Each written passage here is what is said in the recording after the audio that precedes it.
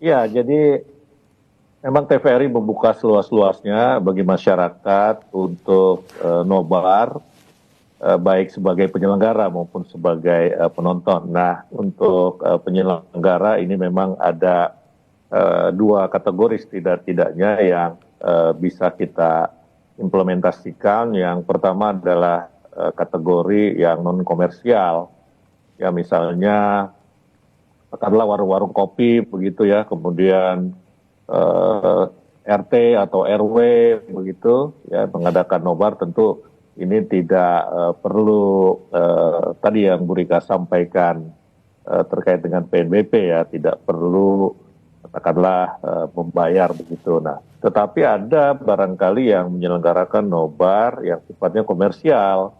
Apakah dia memungut bayaran, ya memungut tiket misalnya, atau misalnya dia menjual minuman, makanan, ya ini misalnya diselenggarakan oleh kafe besar, ya hotel, restoran besar. Nah, jadi seperti itu, karena seperti Bu Rika, Bu Dirut sampaikan tadi, bahwa TVRI pun punya kewajiban untuk menghasilkan yang kita sebut penghasilan negara bukan pajak atau PNBP.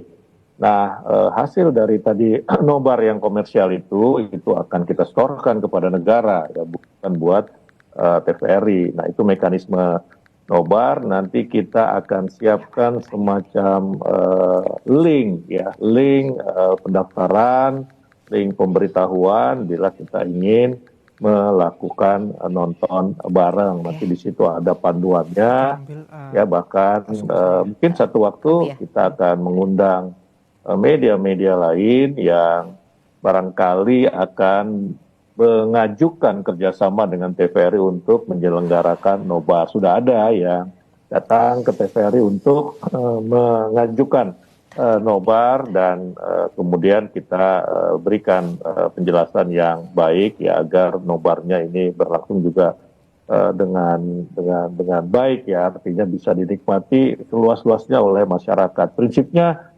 TVRI menginginkan masyarakat bisa menikmati tayangan Piala Dunia dengan baik dan dengan leluasa.